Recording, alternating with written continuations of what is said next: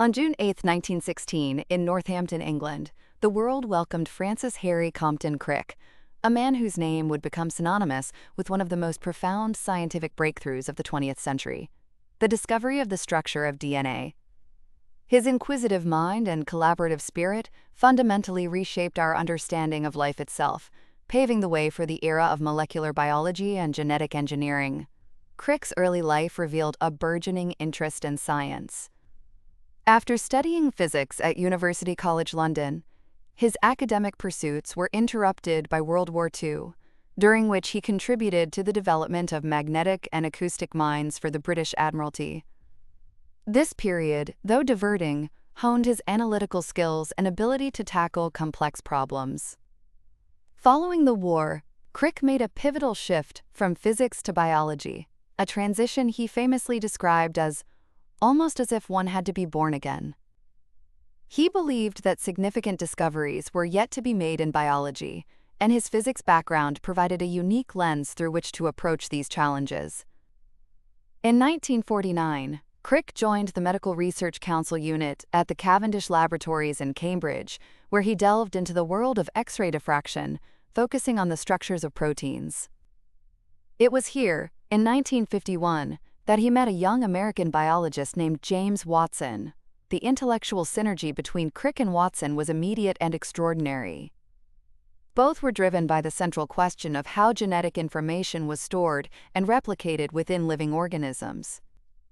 Their collaborative efforts, drawing heavily on the crucial X-ray diffraction data generated by Rosalind Franklin and Maurice Wilkins at King's College London, led to their groundbreaking announcement in April 1953. They proposed the double helix structure of DNA, a spiraling ladder with two intertwined strands held together by specific pairs of organic bases, adenine with thymine and guanine with cytosine. This elegant and deceptively simple model provided the answer to how genetic information could be precisely copied and passed from one generation to the next. The impact of the DNA double helix discovery was nothing short of revolutionary.